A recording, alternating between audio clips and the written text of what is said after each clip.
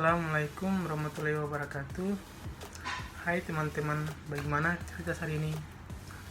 Saya harap baik-baik saja di tengah pandemi ini. Selamat berjumpa. Pada pertemuan kali ini kita akan membahas manajemen strategik dengan topik konsep manajemen strategik. Di sepanjang kehidupan perusahaan, sudah tentu perusahaan memiliki tujuan mendapatkan laba, menaikkan harga saham, meningkatkan volume penjualan, dan menjaga keberlangsungan perusahaan. Hal ini merupakan beberapa contoh dari tujuan perusahaan. Tujuan tersebut dipengaruhi threat dan opportunity yang berasal dari lingkungan eksternal, dalam hal ini pasar atau industri, serta weakness dan strength yang berasal dari internal, dalam hal ini internal perusahaan. Upaya perusahaan untuk mengolah faktor internal dan faktor eksternal untuk mencapai tujuan perusahaan, itulah yang kemudian yang dikenal dengan manajemen strategi. Manajemen strategi dapat didefinisikan sebagai seni dan ilmu dari perumusan, pengaplikasian, dan evaluasi dari berbagai keputusan yang memungkinkan perusahaan untuk dapat mencapai tujuannya. Tujuan manajemen strategi ini adalah memanfaatkan dan membuat kesempatan atau oportunitas baru dan berbeda untuk masa depan. Selain itu, manajemen strategi terdiri dari 3 kegiatan utama. Yang pertama disinilah perumusan strategi, yang kedua implementasi strategi, dan yang ketiga evaluasi strategi. Dalam manajemen strategi terdapat 9 istilah kunci. Yang pertama itu competitive advantage atau keunggulan kompetitif. Keunggulan kompetitif ini dapat diartikan sebagai segala sesuatu yang dapat dilakukan lebih baik oleh suatu perusahaan yang dibandingkan dengan perusahaan saingan.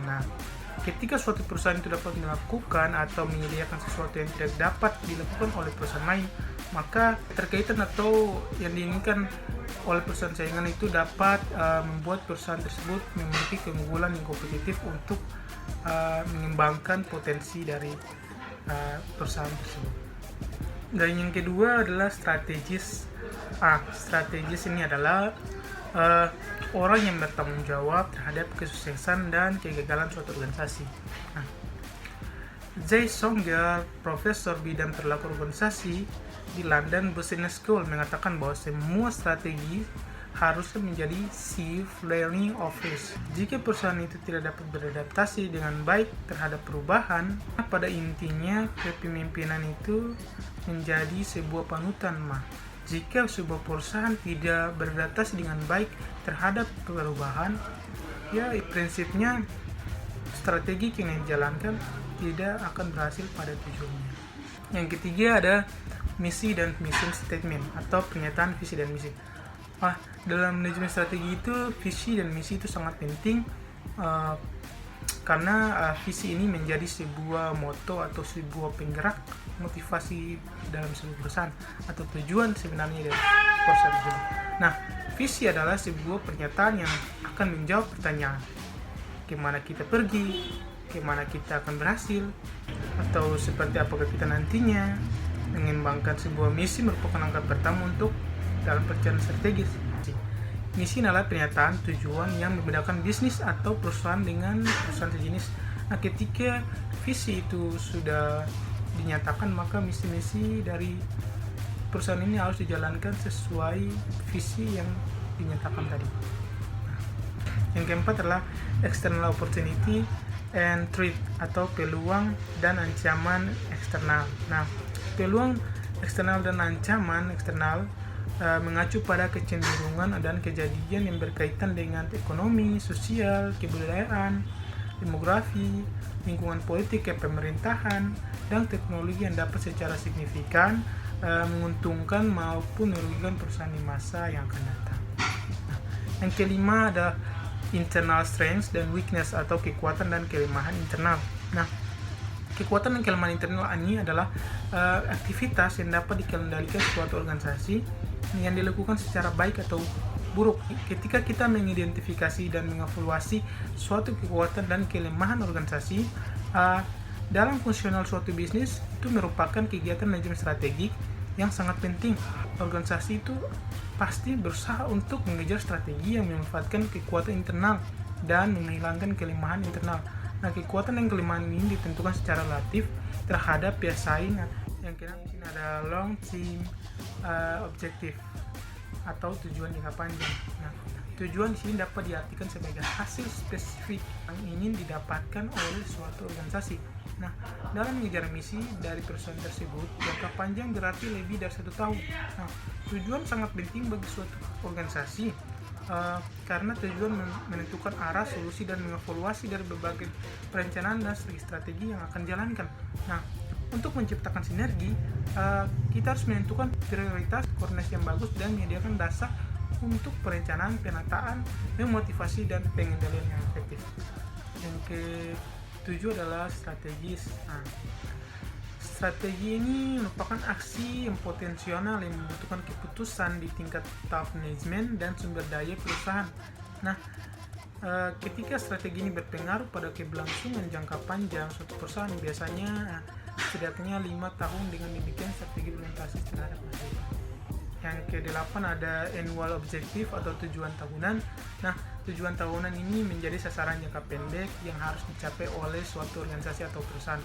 Nah, untuk mencapai tujuan jangka panjang seperti halnya tujuan jangka panjang, tujuan tahunan harus dapat diukur kuantitatifnya, menentang realistisnya, konsisten, dan diprioritaskan.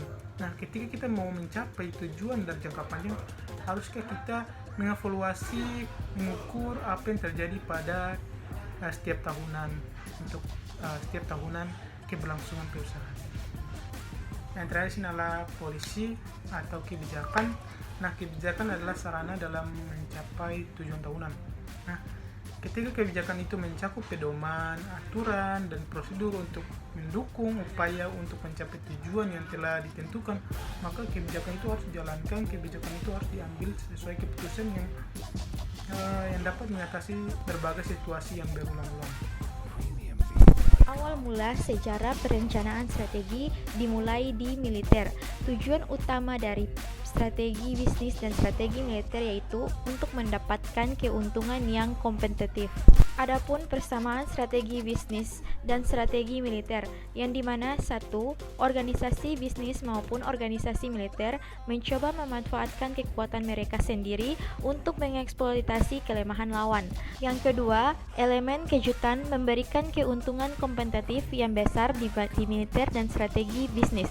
Yang ketiga, konflik militer dan persaingan usaha sangat mirip, sehingga banyak teknik strategi manajemen yang berlaku untuk keduanya. Selanjutnya, perbedaan strategi bisnis dan strategi militer, yang dimana perbedaan mendasarkan antara militer dan strategi bisnis adalah strategi bisnis dirumuskan, dilaksanakan, dan dievaluasi dengan asumsi kompetitif, sedangkan strategi militer didasarkan pada asumsi konflik.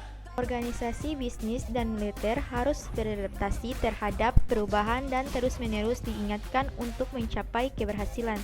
Tak jarang perusahaan tidak mengubah strategi mereka ketika kondisi lingkungan dan persaingan menuntut perubahan. Nah, perencanaan strategis tidak memberikan resep yang siap pakai untuk mencapai kesuksesan. Alih-alih perencanaan strategis membawa organisasi ke dalam sebuah petualangan dan menawarkan kerangka kerja untuk menjawab pertanyaan dan memecahkan masalah. Nah, waspada akan lubang perangkap dan siap menghadapinya adalah penting untuk meraih keberhasilan.